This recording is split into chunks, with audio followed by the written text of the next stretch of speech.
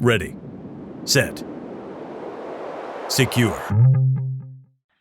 So now that we've talked about different ways that attackers are gaining access to networks through exploitation of public-facing infrastructure, let's quickly talk about some common sense defenses that can be implemented. So first, let's talk about preventative.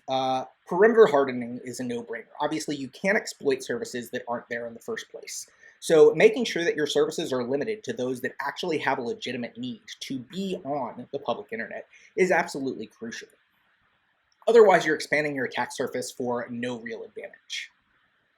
Next, don't advertise the service versions that are running on different services on your perimeter. So I talked earlier about banner grabbing. This absolutely should never be the case for me to be able to connect to a service and identify exactly what version of software it's running on that. And unfortunately, these are the vulnerabilities that I often see just thrown away as the low-risk vulnerabilities in penetration tests, when in reality, fixing these in most cases is fairly simple because of the fact that all you have to do is change some lines in source code or manipulate the configurations of the response headers for a web service.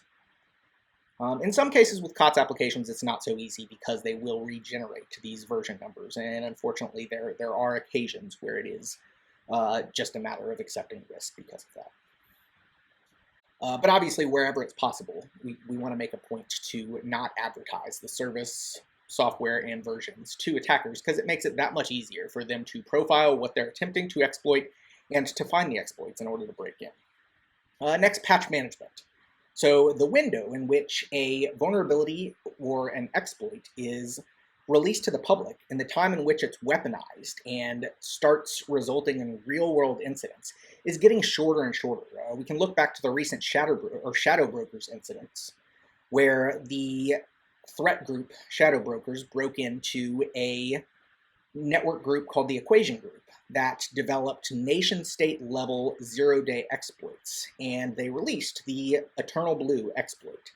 And it was within less than a month of the release of that exploit code that real-world attackers had then weaponized this code and created what ultimately became the historically largest ransomware incident in the world, which was the WannaCry ransomware. So absolutely essential to patch, especially on your perimeter, as soon as patches become available from vendors. Obviously, we also have some detective controls that we need to consider. Vulnerability management allows us to get that visibility into patch management and make sure that we're doing it effectively. We also want to make sure that we are using threat intelligence to inform our vulnerability management, that we are prioritizing our limited resources and making sure that we are addressing the issues that are the most severe in the least amount of time. As far as custom applications, we also want to make sure that we are integrating security into the entire development lifecycle. So that means that we need to be doing threat mapping and of any application from design, understanding what the potential attack surface is and building controls into that from the ground up.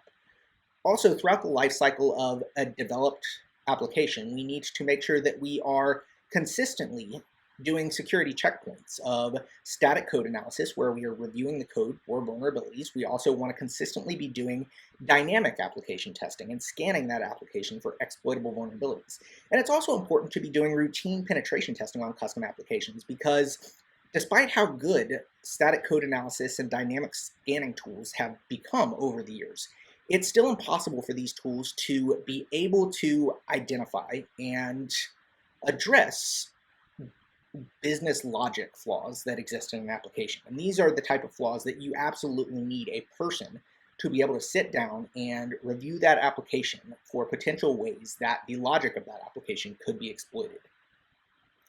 Finally, there's some additional compensating controls that we could apply, and these could actually fall really under detective or preventative. And that's next generation firewalls and web application firewalls. And it's important to not just take these tools out of the box and just deploy them without any care and feeding. The reality is, in order to get the most effective solution out of these tools, we need to have the right people to tailor these applications to the specific attack surface of the organization. Finally, contextual awareness and correlation are absolutely key to detective controls and security operations. And let's break these two down real quick. So when I say contextual awareness, I mean having an awareness of the attack activity that's taking place within the context of your awareness of what exists within your infrastructure. Obviously, if we are having a application firewall that is telling me that there are shell shock activities that are coming through our perimeter, but I know for a fact we only have Microsoft IIS web services and shell shock is a Linux-based vulnerability, I can concern myself less with those findings and reallocate those resources to more relevant threats that are specific to my organization. Also, correlation is absolutely key. While these days, because of network address translation or NAT, it's nearly impossible to block IP addresses just for doing basic reconnaissance or network scanning. And the reason is that you may have 1,000 people behind a given IP address. Having that correlation of looking at when reconnaissance activities was performed and correlating that against potential malicious activity will likely inform me as to when a legitimate threshold is reached to where it probably makes sense for us to block the activity from a given IP address. Hey guys, thanks for following along so far with Hutch's video series. Stay tuned for his next series or next video, which will be emerging phishing tactics. Keep an eye out. That will be really shortly.